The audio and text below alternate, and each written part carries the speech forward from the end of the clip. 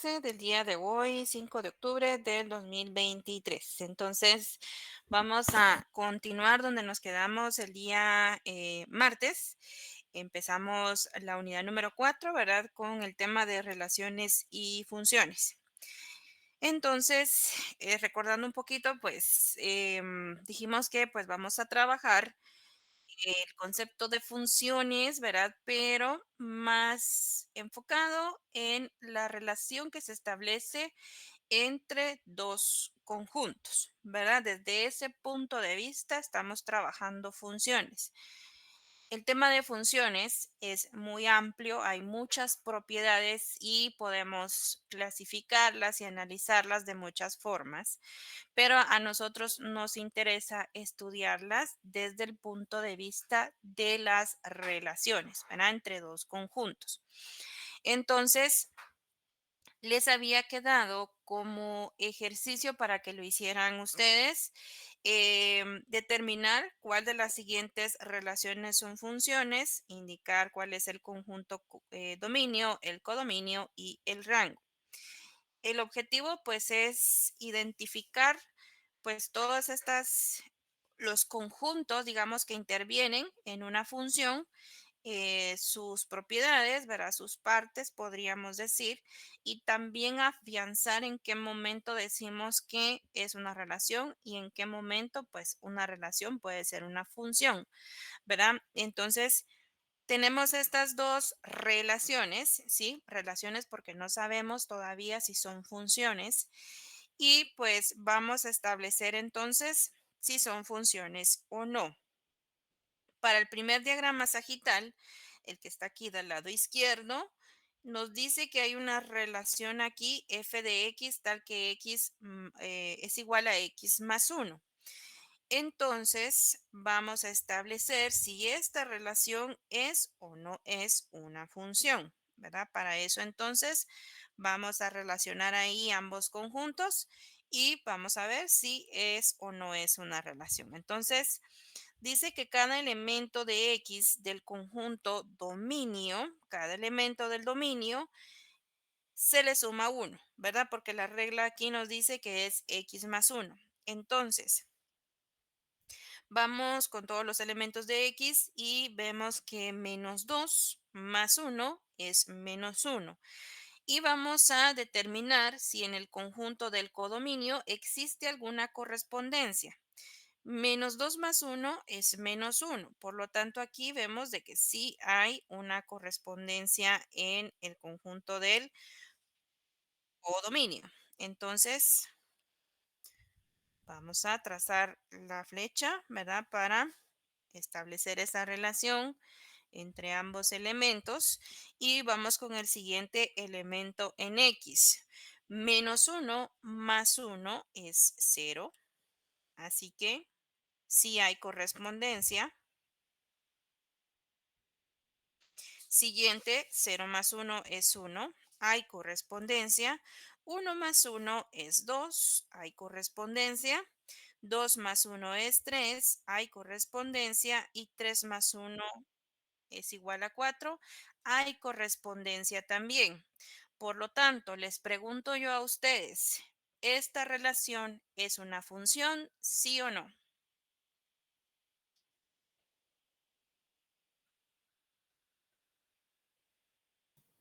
Sí,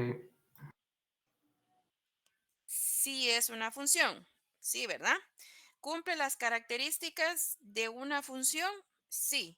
Primero vemos de que todos los elementos del dominio que están en el conjunto X les corresponde a algún elemento en Y. Si ustedes se dan cuenta, cada uno de los elementos de X tiene una correspondencia en Y. Por lo tanto, sí se cumple.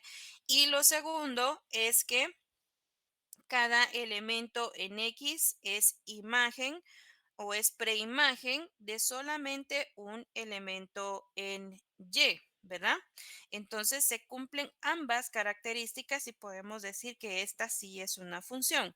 Hay un elemento en Y que no es imagen de algún elemento en X, pero se cumplen las otras dos definiciones para función, así que esto pues no nos afecta, así que sigue siendo una función, ¿verdad? Entonces, la primera relación sí es una función.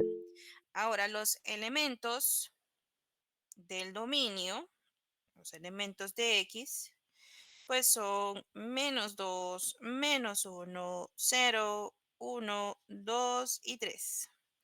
Los del codominio, los elementos del conjunto Y, -1, 0, 1, 2, 3, 4 y 5. Ahora, el rango son todos los elementos del codominio, pero que sí corresponden a algún elemento en Y. Entonces, tendríamos que el rango es -1, 0, 1, 2, 3, 4 y nada más, ¿verdad? El 5 ya no, porque el 5 no corresponde a ninguno en X.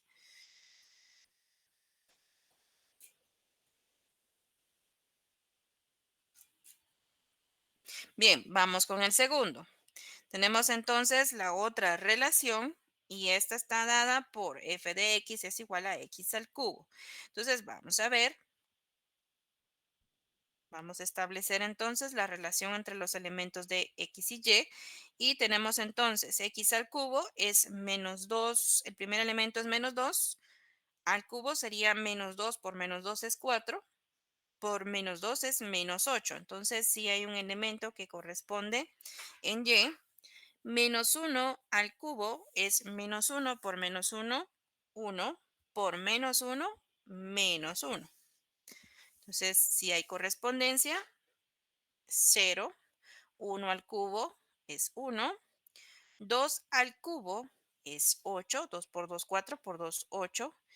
Y finalmente 3 al cubo es 27. Pero aquí vemos que dentro de los elementos de Y no hay ningún 27, ¿verdad? Entonces hay un elemento del conjunto del dominio que no tiene correspondencia con algún elemento del conjunto del codominio. Entonces, ¿esta es o no es una función? No, No lo es, ¿verdad? Aquí solo con ver este elemento que quedó aquí sin correspondencia, desde ahí podemos decir, ¿verdad? Que esto no es una función, ¿verdad? Es simplemente una relación, ¿sí? Entonces, ahí está. Esto era lo que tenían que hacer. Y siguiendo entonces, para afianzar el tema de funciones, aquí tenemos representadas en estos diagramas sagitales cuatro relaciones. Así que vamos a establecer quiénes de ellas son simplemente relaciones y cuáles sí son funciones. Entonces, el primero, el que está aquí del lado izquierdo, vemos que el conjunto X tiene ABC y Y tiene 1, 2 y 3. Y vemos de que cada elemento del conjunto X tiene correspondencia de un elemento en Y. Por lo tanto, esta sí es una función, ¿sí? Veamos el segundo. Los mismos elementos ABC, 1, 2 y 3. Aquí podemos ver que en los elementos de X, el primero, el elemento A, tiene correspondencia de dos elementos en Y, ¿sí? O sea, hay dos elementos en Y que son imagen de A. Entonces, esto no puede ser una función, ¿verdad? De acuerdo a lo que hemos visto. Esto no puede pasar en una función, esto es simplemente una relación, ¿sí? Vamos a la siguiente. Vemos que A, B y C, A y B, tienen correspondencia de el mismo elemento en Y. ¿Es una función, sí o no? no, Sí, Sí, es una función. ¿Sí? Sí, es una función. Lo que no puede pasar es que un mismo elemento tenga o un elemento en X sea preimagen de dos elementos en Y. Eso es lo que no puede pasar. Pero sí puede pasar que un elemento sea imagen de dos elementos en, un elemento de Y sea imagen de dos elementos en X. Eso sí puede pasar. Entonces, esto sí es una función. Veamos la última.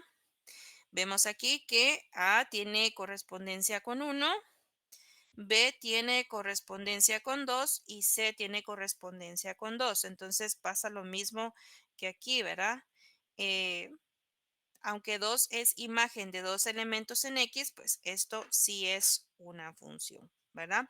Lo que no puede pasar es que un mismo elemento tenga dos imágenes en Y. Eso es lo que no puede pasar, ¿verdad? Entonces, ahí está. Y siguiendo, tenemos el siguiente ejemplo. Dice, si A es igual a los elementos uno, 2 y 3 y B tiene W, X, Y y Z, C, que es una relación, tiene los pares ordenados 1, W, 2, X y 3, X. Esto es una función y en consecuencia una relación de A en B, R sub 1 tiene los pares ordenados 1, W, 2, X y R sub 1, 1, W, 2, W, 2, X y 3, Z. Son relaciones, pero no funciones de A en B. ¿Por qué? Entonces, vamos a analizar estas relaciones en los diagramas sagitales y vamos a ver entonces qué es lo que sucede ahí, ¿verdad? ¿Por qué la primera es una función y por qué las otras dos relaciones, R sub 1 y R sub 2, debería ser aquí, eh, son solamente relaciones pero no funciones, ¿verdad? Entonces vamos a colocar los elementos. Dice que A tiene uno, 2 y 3 y B, W, X, Y Z. Uno, 2 y 3, W, X, Y Z. Uno, 2 y 3, W, X, Y Z. Entonces, dice que la primera relación C es una función. Vamos a ver. El primer par ordenado es 1W.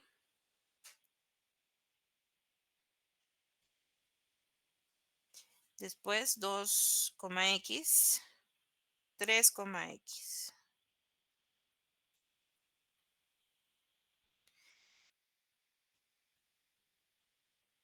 ¿Es una función?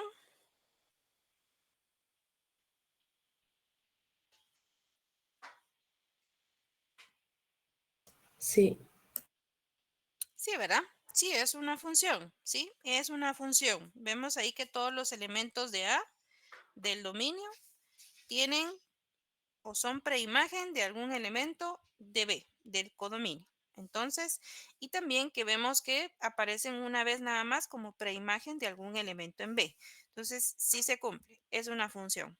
Ahora, para la siguiente relación, R sub 1, esta de aquí, dice que es 1, W, 2, X y nada más. Entonces, aquí también pues ya podemos ver que como hay un elemento en A que no tiene correspondencia de algún elemento en B, entonces esto no es una función, es simplemente una relación. Y la tercera, 1, W, 2, W, 2, X y 3, Z. Aquí también podemos ver que 2 aparece como preimagen de dos elementos de B. Entonces, ya desde aquí podemos decir entonces que esto no es una función, ¿verdad?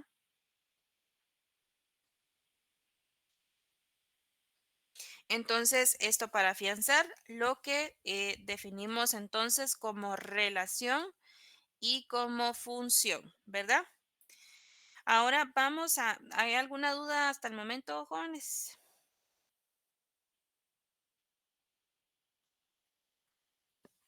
de mi parte Por mi todo parte claro. no, gracias. Muy bien, vamos a ver entonces la clasificación que se le da a las funciones de acuerdo a las relaciones, porque recuérdense que ese es el enfoque que nosotros le estamos dando a las funciones, o así es como las estamos estudiando. Se pueden clasificar las funciones de muchas formas, ¿verdad? Existen funciones cuadráticas, funciones lineales, funciones cúbicas y otros tipos de funciones, pero a nosotros más bien en esta parte de este curso y de esta unidad es clasificarlas de acuerdo a la forma en la que se relacionan los elementos de sus dos conjuntos, del dominio y el codominio. Entonces, esa clasificación se clasifican en tres, están las inyectivas, las sobreyectivas y las biyectivas. Entonces, vamos a ver las características de cada una de estos tipos de funciones de acuerdo a su relación. Entonces, primero tenemos las funciones inyectivas. ¿Qué son las inyectivas? Dice que una función f de A en B se denomina uno a uno o inyectiva si cada elemento de Y aparece como máximo una vez como la imagen de un elemento en A. Entonces, esta relación uno a uno es como las relaciones que se dan entre las tablas en las bases de datos, ¿verdad? No sé si, no, usted no lleva bases de datos.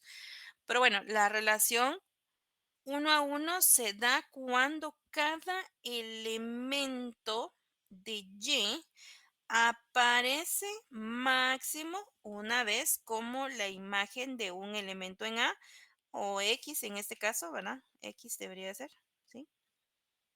Entonces, en ese caso decimos que es inyectiva o que hay una relación de uno a uno. Entonces, en este caso, ustedes pueden ver que para esta relación todos los elementos de Y corresponden o son imagen únicamente de un elemento del conjunto X. Entonces, en ese caso decimos que es una función de tipo inyectiva. Miremos el diagrama del lado derecho. Aquí podemos ver que en el caso del elemento A tiene correspondencia con uno, B tiene correspondencia con 2 y C también tiene correspondencia con 2. Esto sí es una función.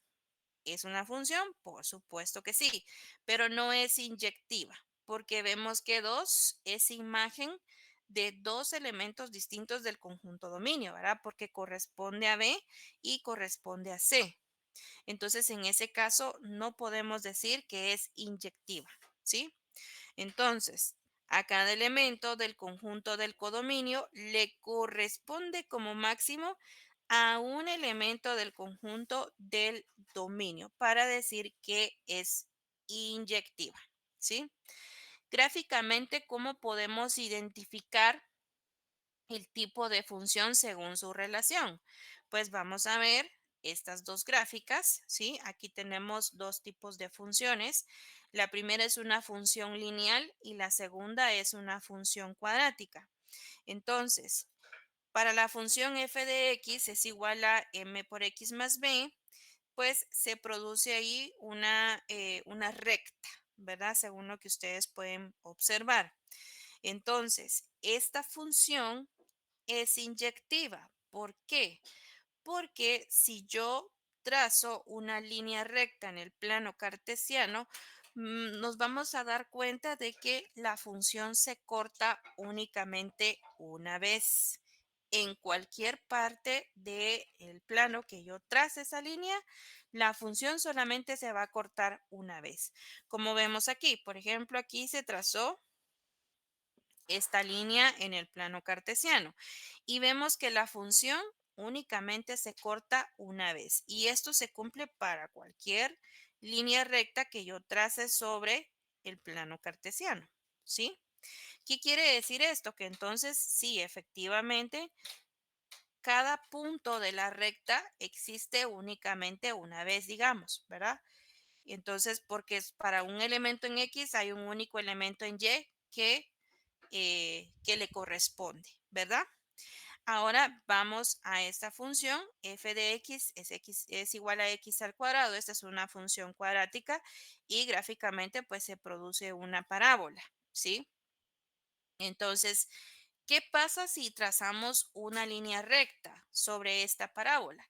Si ustedes se dan cuenta, aquí, al trazar esta línea, se corta dos veces a la función, ¿verdad? En estos dos puntos. ¿Qué quiere decir? Que para un punto en X hay un mismo punto en Y que les corresponde a ambas. Entonces, en este caso, no podemos decir que esta función es inyectiva, ¿sí? Entonces, dice, esta función no es inyectiva ya que al trazar una recta horizontal por el punto 0,4, notamos que esta corta a la función en dos puntos. Quiere decir que el punto 4 tiene dos imágenes, 2 y -2, ¿verdad? Entonces, para Y, aquí dice que es 4, ¿verdad? No tenemos enumerada la recta, pero digamos que este mismo punto corresponde a dos puntos en X, ¿verdad? Por lo tanto, al trazar esta línea, vemos que se corta la función en dos puntos, ¿verdad? Por lo tanto, esto no es inyectivo, ¿sí?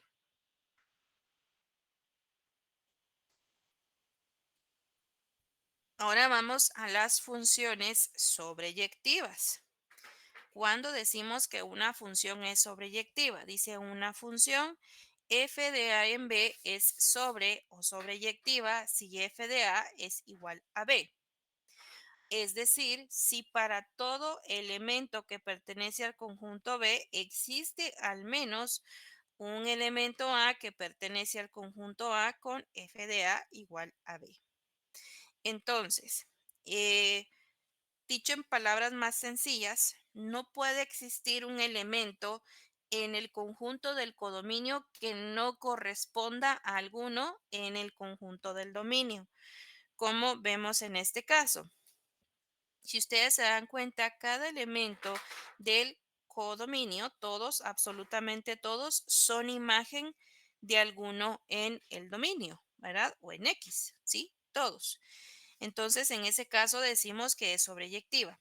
En cambio, aquí, en esta del lado derecho, vemos que hay un elemento en C, en Y, perdón, que sé que no corresponde a algún elemento en X. Entonces, cuando esto sucede, pues es una función, sí, es una función, pero no podremos decir que es sobreyectiva, ¿verdad? Porque no pueden existir elementos en Y que no sean imagen de algún elemento del dominio. Entonces, a cada elemento del conjunto del codominio le corresponde por lo menos uno del conjunto del dominio, ¿sí? Entonces, esas son las sobreyectivas, ¿sí?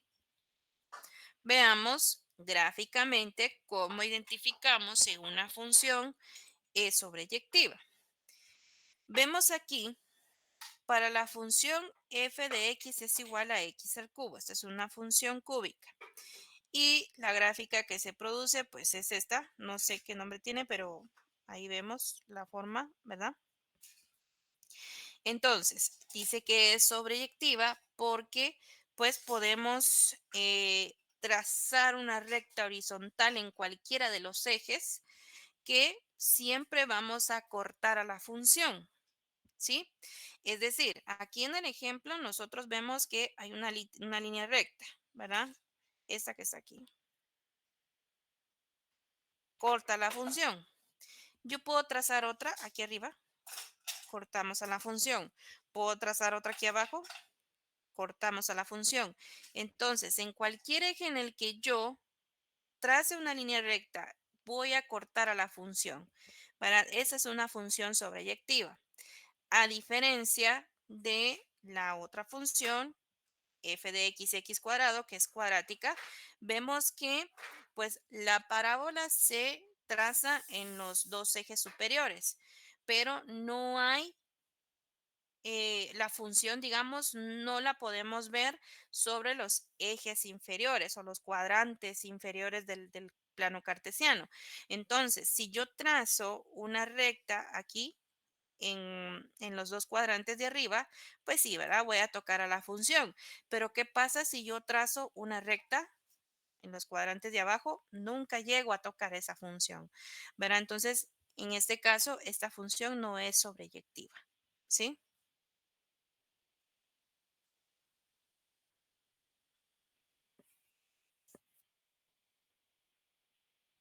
Aquí tenemos otros ejemplos de cuando es sobreyectiva. Entonces, vemos nuevamente en esta gráfica una parábola y esta parábola sí incluye algunos elementos del cuadrante inferior, ¿sí? Algunos. Entonces, pasa lo mismo, ¿verdad? Si yo intento trazar una línea recta aquí en los cuadrantes inferiores, nunca llego a tocar a la función, ¿verdad? Entonces, no podemos decir que es sobreyectiva.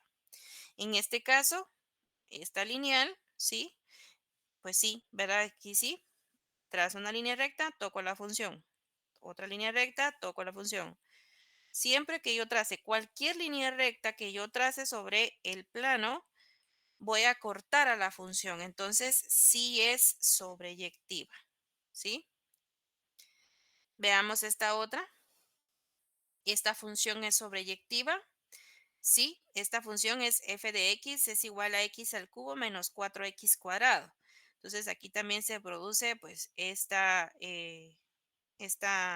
figura, digamos, ¿verdad?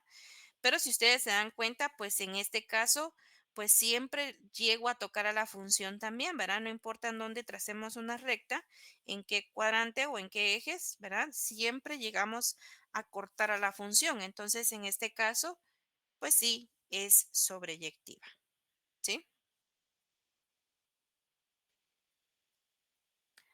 Ahora, como última clasificación tenemos las biyectivas. Las biyectivas, pues, son las que tienen ambas características, ¿verdad? Vamos a decir que una función f de a en b es biyectiva si esta es inyectiva y sobreyectiva al mismo tiempo. Entonces, si ustedes se dan cuenta, en la definición que dimos de inyectiva y sobreyectiva, precisamente ambas pues parecen o son iguales, ¿verdad? En el caso de las sobreyectivas tenemos estas y en el caso de las inyectivas también vimos que se cumple lo mismo. Y es porque en algunos casos ambas funciones tienen las dos características, no en todas, pero sí en algunos casos. Entonces, cuando ambas tienen ambas características, pues decimos que son biyectivas, ¿sí? Entonces, aquí vemos esta función en la que todos los elementos de X tienen correspondencia en Y.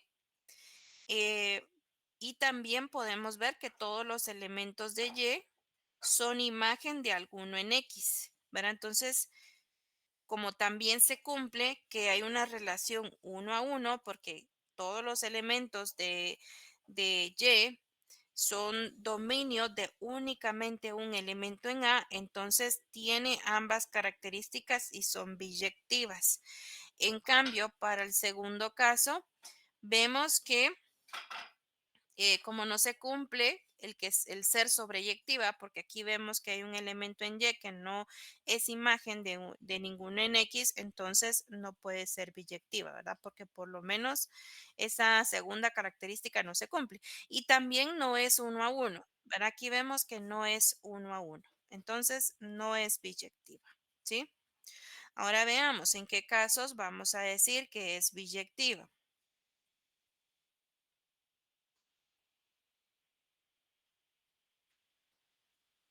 Dice, es una función inyectiva. La primera, no tenemos cuál es la función aquí, pero dice es una función inyectiva, pues podemos notar que cualquier recta horizontal corta la función en exactamente un solo punto y además es sobreyectiva ya que corta la función de todos los puntos del rango Y.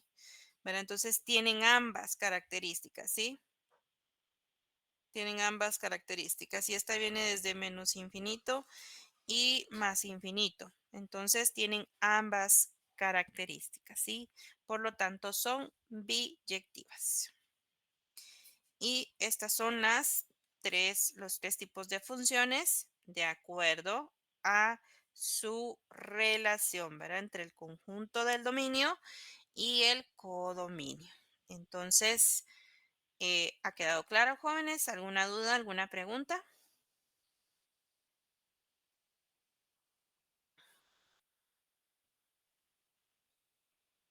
No, licenciada, gracias.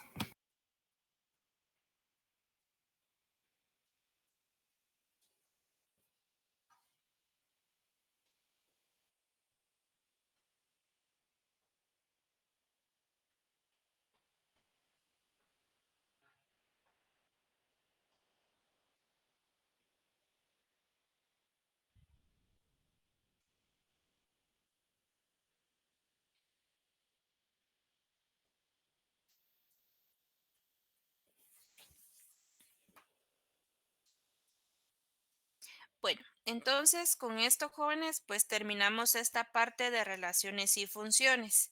Como les digo, el estudio de funciones como tal es muy extenso, ¿verdad? Hay muchos otros tipos de funciones, hay propiedades que estudiar para las funciones, pero a nosotros nos interesa nada más desde el punto de vista de las relaciones. Entonces, vamos a dejar este tema hasta aquí y vamos a pasar al siguiente, que es parte de esta unidad, ¿sí? Sí es parte de esta unidad de relaciones y funciones, pero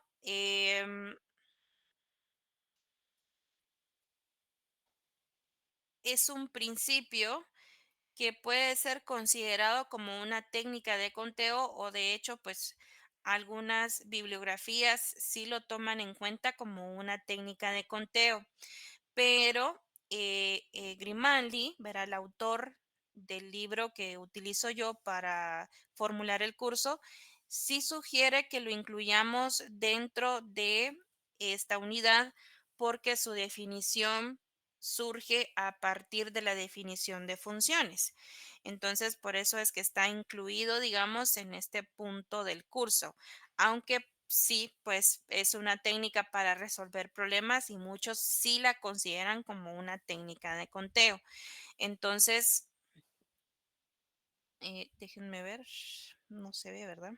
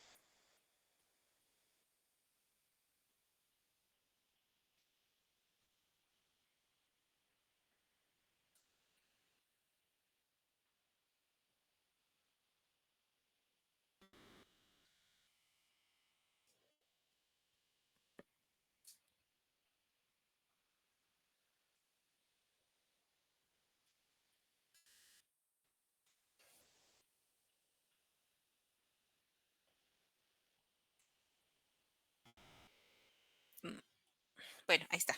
Sí, ahora sí. Entonces, vamos a hablar acerca del principio del palomar. Como les digo, este tema está incluido dentro de esta unidad de relaciones y funciones porque su definición se fundamenta en la definición de funciones, aunque en realidad pues sí parece más bien una técnica de conteo.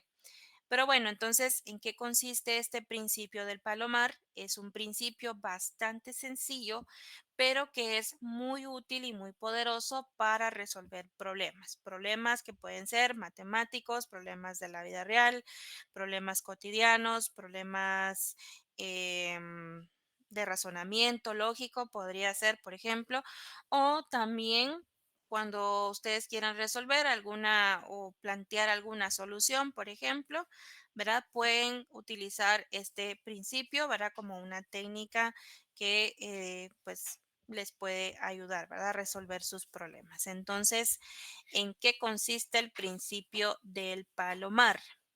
El principio del palomar, llamado también principio de distribución, principio del palomar o principio del cajón de Dirichlet o principio de las cajas. La verdad es que se le dan muchos nombres, pero en general es el principio del palomar por la analogía que se hace precisamente con los palomares, ¿verdad? Y ahorita vamos a ver de qué se trata. Entonces, el principio del palomar, denominado también principio de Dirichlet, en honor del gran matemático alemán que lo formuló en el siglo XIX, aunque él lo denominó principio de las cajas. Dice simplemente que si hay más palomas que palomares, en al menos un palomar habrá más de una paloma. Por eso se llama principio del palomar, ¿verdad? Se hace una analogía ahí con los palomares.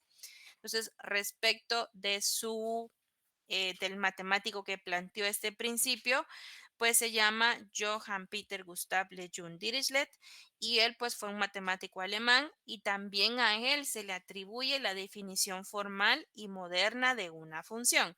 Creo que por eso también es que incluimos este principio aquí en esta parte de funciones, porque él también pues es el matemático que planteó la definición que conocemos hoy en día de función, ¿verdad? Entonces, por eso es que seguramente también se incluye este tema dentro de esta unidad, ¿verdad? Entonces, dice que esta sencilla herramienta permite abordar eficazmente numerosos problemas matemáticos e informáticos y también algunos acertijos lógicos, ¿verdad? Es una técnica más bien para poder resolver problemas. En su versión más simple, este principio dice que no puede existir una aplicación inyectiva y aquí vemos algunos conceptos de funciones, ¿verdad? Entre un conjunto de m elementos y otro de n elementos. Entonces vemos también que hay dos conjuntos y que se establece una relación entre esos dos conjuntos. Si m es mayor a n, equivalentemente, si se desea colocar m objetos en n cajas, con m mayor a n, al menos una caja debe contener dos objetos. Ese es el principio, ¿sí? Entonces vamos a verlo aquí, pues con una representación gráfica y con algunos, pues, efectos especiales, ¿verdad? Para poder comprender, pues, en qué consiste este principio, ¿sí? Entonces, la definición formal nos dice que si m palomas ocupan n nidos, y m es mayor a n, es decir, el número de palomas es mayor al número de nidos, entonces al menos un nido tiene dos o más palomas descansando en él. Entonces, este es el principio, ¿sí? Esto que ustedes ven aquí, este es el principio del palomar. Es un principio súper sencillo, ¿sí? ¿Qué es lo que dice entonces? Aquí tenemos a las palomas, ¿verdad? Y sabemos que este es el conjunto M. Y tenemos el conjunto de nidos, ¿verdad? Es el conjunto N. Entonces, lo que dice que si el número de palomas o el conjunto M es mayor al conjunto de nidos o al conjunto N, entonces podemos garantizar, asegurar que un nido va a tener dos palomas, ¿sí? Entonces, ¿cuántas palomas tenemos? Tenemos 2, 4 y 6. ¿Y cuántos nidos? Tenemos 5. Entonces, hay muchas posibilidades, ¿sí? Las palomas podrían llegar aquí y puede ser que dos se sienten en este nido y puede ser que aquí una y puede ser que aquí también dos y también aquí una y aquí se quede sin nada, ¿sí? ¿Es una posibilidad? Sí. Posibilidades hay muchísimas. Pero ¿cómo garantizo yo? ¿Cómo aseguro de que van a haber dos palomas en un nido? ¿Cómo puedo asegurar? Asegurar, pero 100% asegurar, pues tiene que haber por lo menos una paloma más, ¿verdad? Así entonces, si todas las palomas deciden colocarse en un nido, ¿sí? Yo sé que por lo menos con una más voy a poder garantizar que van a haber dos en un nido, ¿sí? Entonces, así de sencillo es este principio, ¿verdad? Y vamos a ver entonces como en qué tipo de problemas podríamos aplicar este principio. Así que vamos a ver entonces el ejemplo número uno. Dice el ejemplo, una empresa emplea oficinistas de archivo. ¿Cuántos empleados debe haber en una oficina para garantizar que por lo menos dos de ellos cumplan años el mismo mes? ¿Sí?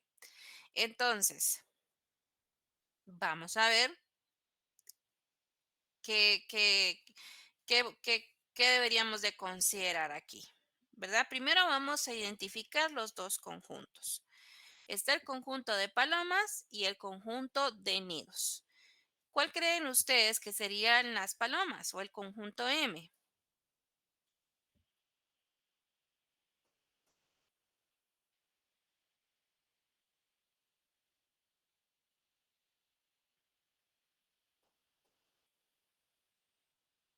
Los oficinistas de archivo. Los oficinistas, ¿verdad? Serían las palomas. ¿Y quiénes serían los nidos?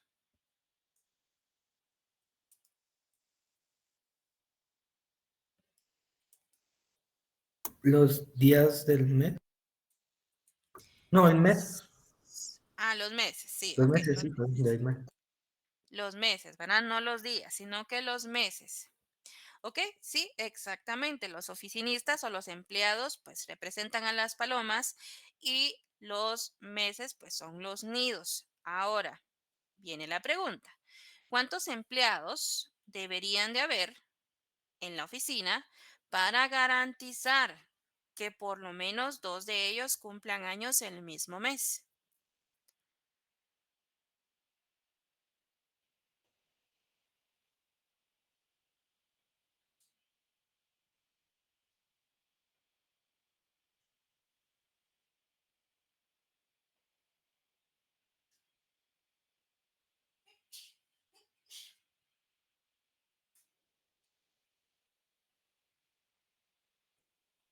¿Cuántos creen ustedes?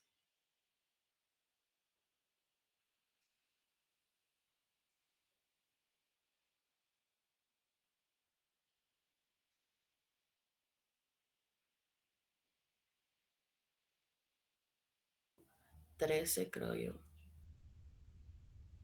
13, ¿verdad? Exactamente. ¿Qué dice el principio? Que el número de palomas debe ser mayor al número de nidos, ¿sí?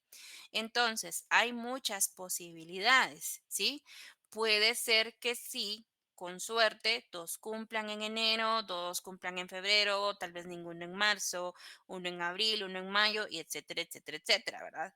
Puede ser que sí, pero pensando que en las casualidades del destino todos cumplen en diferente mes, para poder asegurar yo con toda certeza de que van a existir dos que cumplen el mismo mes, debería de haber por lo menos uno más que el número de meses, ¿sí?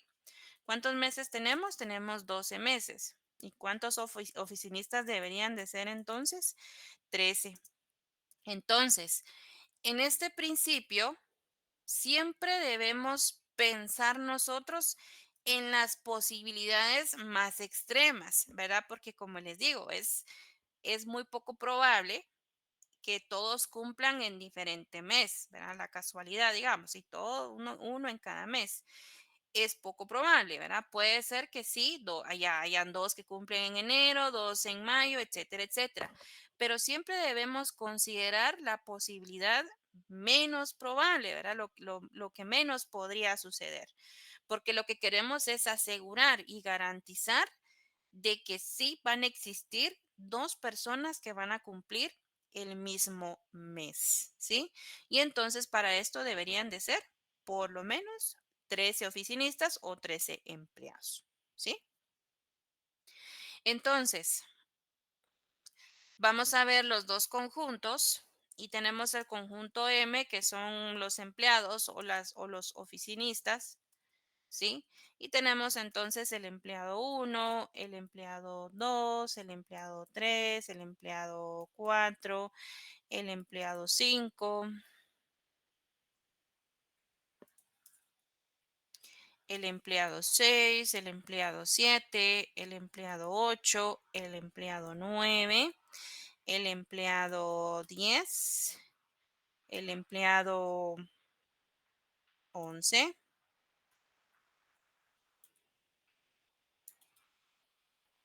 y el empleado 12.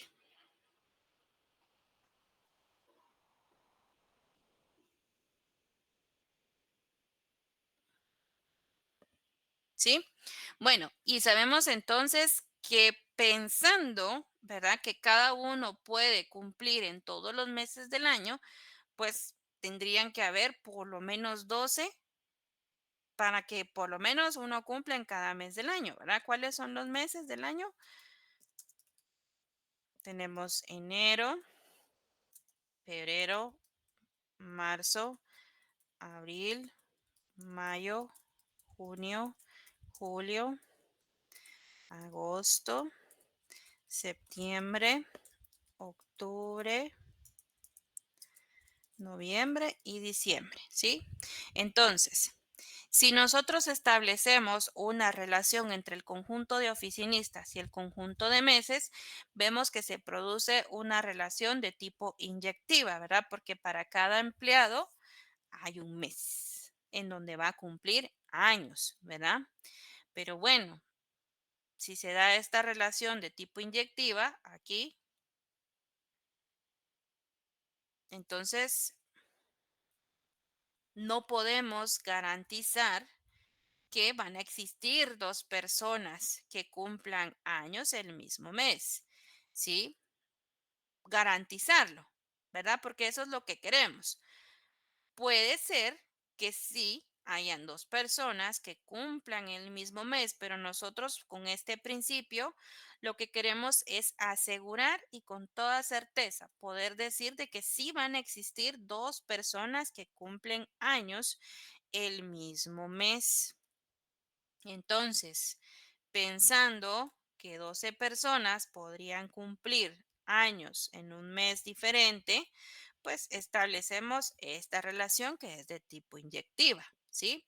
Pero bueno, como queremos garantizar entonces, si ya tenemos una persona que puede cumplir en cada mes del año, pues la siguiente, que sería la persona, la 13ª persona, con toda certeza y con toda seguridad, pues va a cumplir en un mes en el que ya hay un cumpleañero, ¿verdad? Entonces, para esta 13ª persona, pues va a haber correspondencia con algún otro mes del año, ¿verdad? Y es por eso que dice ahí que no puede existir una aplicación inyectiva, ¿verdad? Porque va a haber siempre un elemento más que va a tener correspondencia con algún elemento del conjunto de los meses en este caso, ¿sí?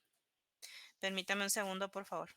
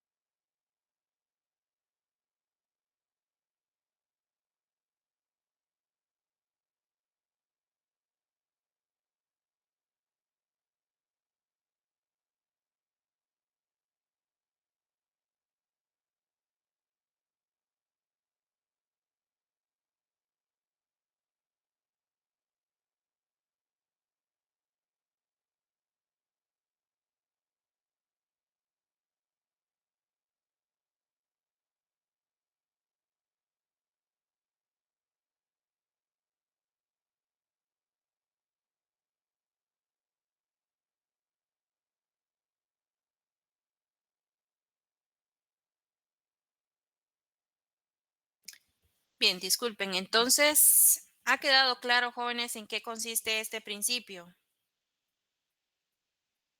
Queda claro. Queda claro. Muy bien. Bueno, entonces, bueno, la respuesta nos hace falta aquí. Dice la pregunta, ¿cuántos empleados debe haber? Debe haber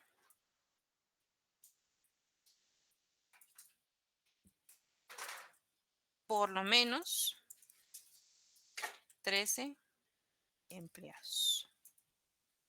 ¿Verdad? Ahí está. ¿Sí? Vamos a ver entonces un siguiente ejemplo, pero me voy a pasar a la pizarra porque así puedo escribir. Aquí no puedo escribir. Bueno, sí puedo, pero con PowerPoint. Entonces me voy a pasar a la pizarra.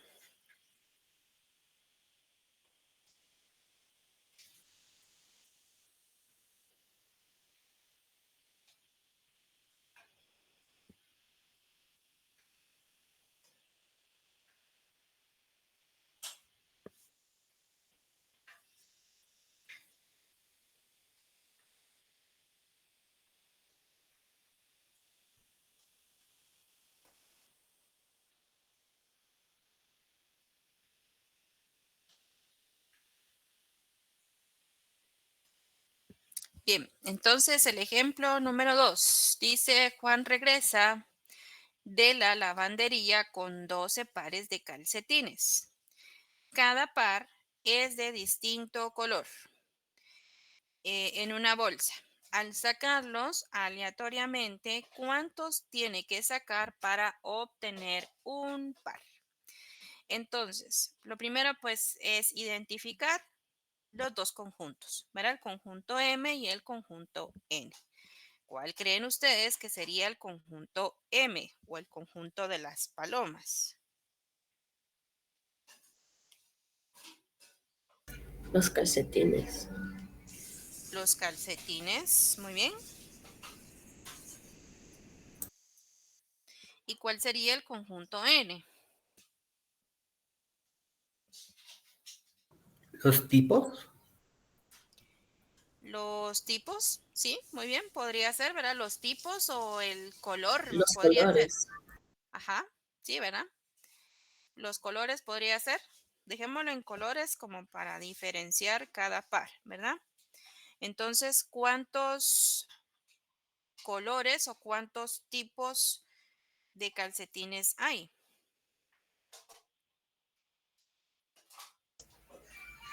12. 12, ¿verdad? Entonces son 12 colores, vamos a poner. ¿Sí? Bueno, entonces, ¿cuántos calcetines deberíamos de sacar?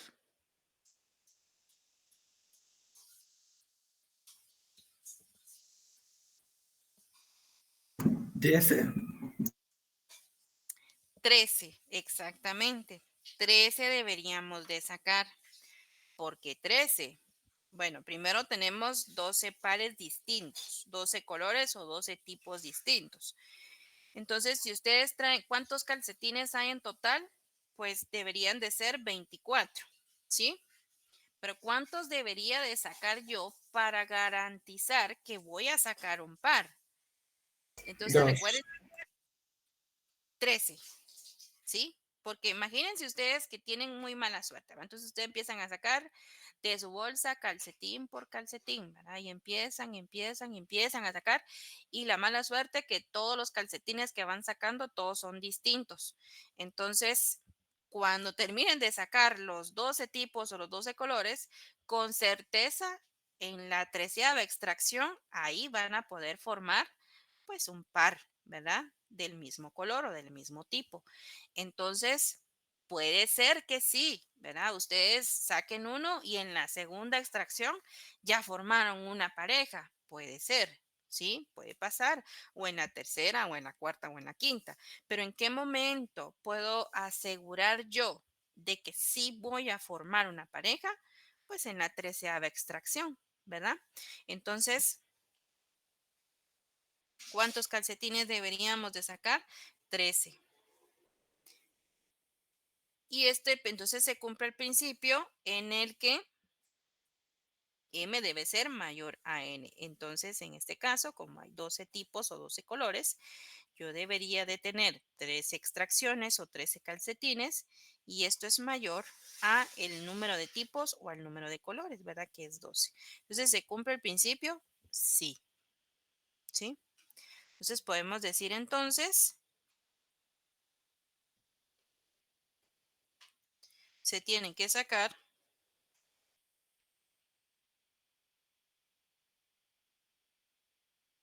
13 calcetines.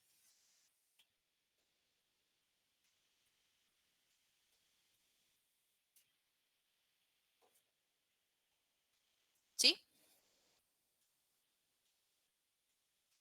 ¿Estamos, jóvenes? Sí, licenciada. Muy bien.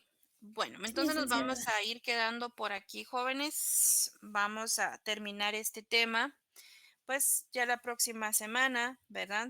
Eh, el principio es así, simplemente, ¿verdad? Es como les digo, es un principio bastante sencillo, pero pues que sí puede ser muy útil, ¿verdad? A la hora de resolver problemas. Entonces, vamos a terminar este tema el próximo día de clases. Esta semana no tenemos viernes alterno, así que continuamos hasta el día martes de la próxima semana. No tienen ni ejercicios ni hoja de trabajo. Ahorita pues les había dicho yo que vamos a bajar un poquito, ¿verdad? Los ejercicios y bueno, en la hoja de trabajo sí nos hacen falta 2, pero porque ustedes tienen también ahí lo de su proyecto, ¿verdad? Entonces se tienen que enfocar ahí, ¿verdad? Para, para poder hacerlo. Que espero yo pues que ya hayan empezado. Ya por ahí vi algunos correos que me enviaron de las parejas en las que van a trabajar. Entonces ya próximamente ahí iré formando las parejas en Canvas, ¿verdad? Para que puedan subir sus trabajos. Entonces, pues si no hay dudas, preguntas o consultas, jóvenes, voy a pasar a asistencia.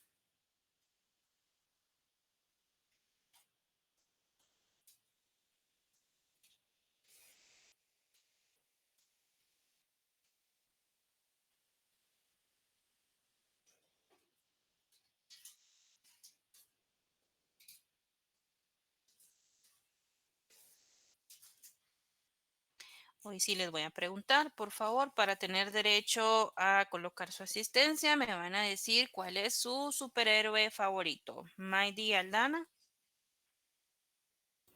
Spider-Man. Diego Ardón, Batman. Jeffrey Argueta,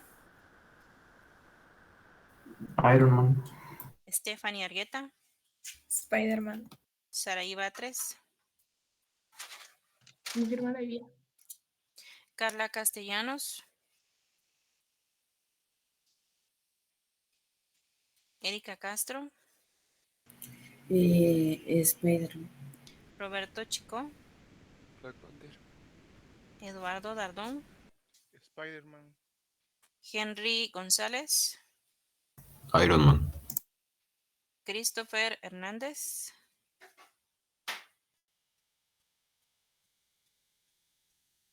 Sergio, creo que no lo llamé, ¿verdad? No, todavía no me llamo. Pero, Sergio. por Gadeli Jiménez,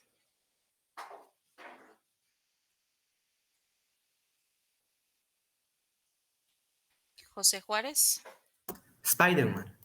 Anabel Machic, Flash. Pablo Marroquín, Spider-Man. Fátima Mayen, Superman. Carla Mendoza, Wanda. Eric Morales, Spider-Man. Juan Morales, Flash. Josué Morales, Hulk. Kenneth Morales, La Bruja Escarlata.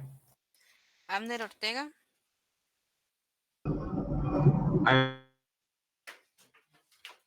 Brandon Pacay, Spider-Man.